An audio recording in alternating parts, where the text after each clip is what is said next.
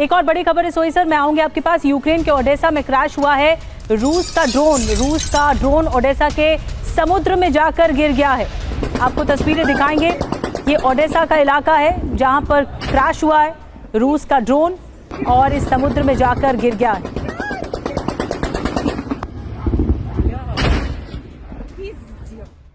और एक और बड़ी खबर, ट्रंप के शांति योजना का ड्राफ्ट लीक हुआ है। ट्रंप ने यूक्रेन को 28 पॉइंट्स का फॉर्मूला दिया हुआ है। रूस के कब्जे वाले इलाके पर यह प्रस्ताव है। यूक्रेन को अपनी जमीन छोड़नी होगी।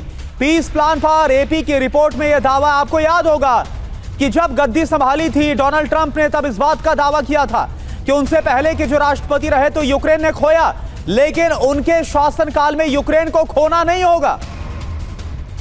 तो जंग को रोकने के लिए ट्रंप एक बड़ा प्लान बना रहे हैं। और बड़ा प्लान क्या है? देखिए, रूस स्ट्रैटेजिकली कब्जे की जंग को आगे बढ़ा रहा है, लेकिन अब अमेरिका की ओर से जो बड़ा प्लान है वो हम आपको बताने जा रहे हैं कि ट्रंप क्या चाहते हैं। ट्रंप का प्लान क्या है, पहले ये समझिए।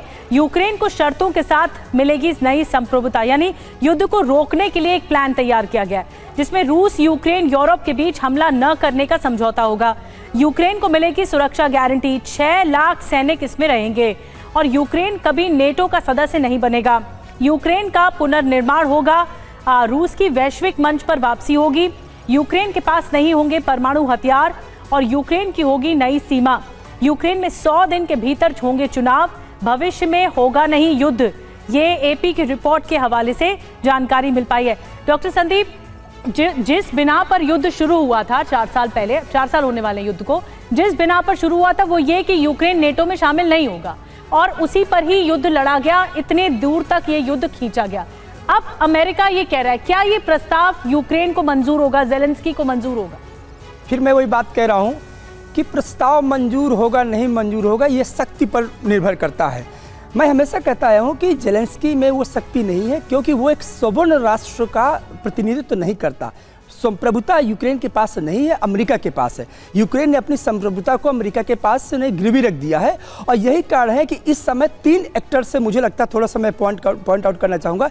एक जो जॉन मर्साइमर है, जिन्होंने कहा था 2022 में कि देखिए ये नाटो एक्सपेंशन जो कर रहे हो यही युद्ध को आगे ले जाएगा। उस समय जो बाइडेन ने कहा कि हमें सिद्धांत मत बताइए अंतर्राष्ट्रीय राजनीति का, अमेरिका की नीति यही है कि पहले थोड़ा उनको पुश करो और फिर बैक करो, इसके बाद अपनी जो, क्योंकि आप मालूम है कि अमेरिका में तो 1945 के बाद वहाँ तो जंग लग गए थे वहाँ के हथियारों में, तो उनको एक ऐसा प्ले ग्राउंड चाहिए था कि थोड़ा सा टेस्टिंग कर लें। और यूक्रेन को कहा देखिए ऐसा है कि तुम थोड़ा सा नाटो में चले जाओ, नहीं जाना है तो एक बार इच्छा ही जता लो। तो इच्छा जताए नहीं, अब वो कह रहे हैं कि तुम्हें नेटो में नहीं जाना है। यानी 4 साल तक इच्छा की टेस्टिंग होती रही और उस टेस्टिंग में लाखों लोग मारे गए, यूक्रेन पूरी डिस्ट्रक्ट हो गए, विनाश हो गया यूक्रेन का। अब वो कहते हैं कि देखिए आपको डील करना है कि नहीं करना, यानी कि अब हमारे जेब में शांति की जो डोर है। अरे भाई, जो बाइडेन से ट्रंप को कहता कि तुम पूछ लेते, क्योंकि जो बाइडेन वही कर रहे थे जो आज आप कर रहे हो, और आपने कहा मेरे आते ही खत्म हो जाएगा। आपने भी आते ही कम से कम फ्लेम किया पूरी तरह से। आप जब आए हो और अभी तक हजारों लोग मारे गए यूक्रेन में, तो हजारों लोग मारे गए हैं, तो यदि आपको यही करना था, लग रहा है तो ये लग रहा है कि पूरी स्क्रिप्ट अमेरिका ने तैयार की और 4 साल में यूक्रेन को भस्म कर दिया। जो निचोड़ना था निचोड़ लिया, फायदा जो लेना था वो ले लिया अमेरिका ने। और अब कहा जा रहा है कि देखिए जिस बिना पर आप युद्ध के लिए गए थे आपको वो सब कुछ नहीं मिलने वाला है, तैयार होना है तो हो जाओ। एक और बड़ी खबर क्या है, ट्रंप के शांति प्रस्ताव का जर्मनी ने विरोध कर दिया है। यूक्रेन की सहमति के बगैर नहीं रुकेगा युद्ध, जर्मनी ने बोला है। समाधान में यूरोप की भूमिका भी बहुत जरूरी है, जर्मनी ने कहा है, यानी कि यूरोप भी एक की प्लेयर के तौर पर है। लेकिन क्या वाकई में ऐसा है? जर्मन चांसलर फ्रेडरिक मर्ज ने यह बयान दिया है।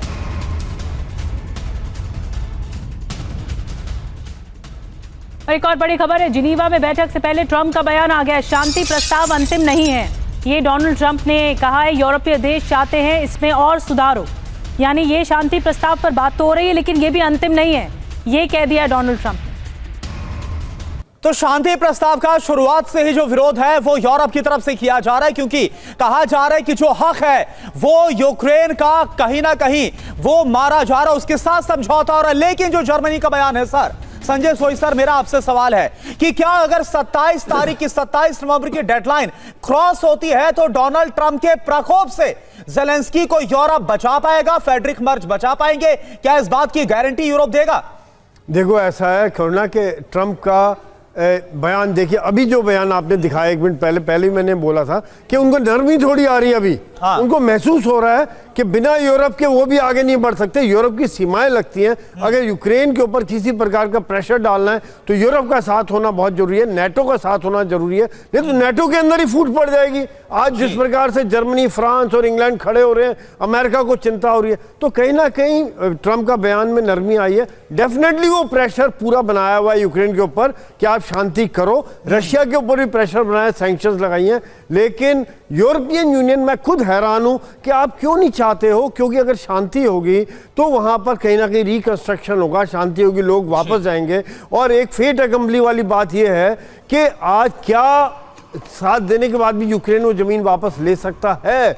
जो प्रैक्टिकल बात यह है, जो हकीकत है, नहीं ले सकता, तो खाली युद्ध जारी रखेंगे। एक ठीक है, एक मजबूरी होती है, इंसान को एक्सेप्ट करना पड़ता है कि ठीक है अभी नहीं हो पाया, तो बाकी लोग तो बचे, बाकी तो शांति रहे, बाकियों की जान बचे, रिकंस्ट्रक्शन हो। अभी क्या हो रहा है, वो यूरोप को, यूक्रेन को माल बेच रहे हैं, अमेरिका से हथियार लेके यूरोपियन यूनियन यूक्रेन को बेच रहा है। अगर कोई सोचे कि उनको फ्री में दे रहे हैं तो फ्री में कुछ भी नहीं मिल रहा है। सोई सर, डिप्लोमेटिकली तो बात बन नहीं रही है, लेकिन ग्राउंड जीरो पर भी तबाही मच रही है, तो दोनों तरफ से लॉस हो ही रहा है दोनों मुल्कों का, और बाकी मुल्क जो भी इंटरेस्टेड है इस पे।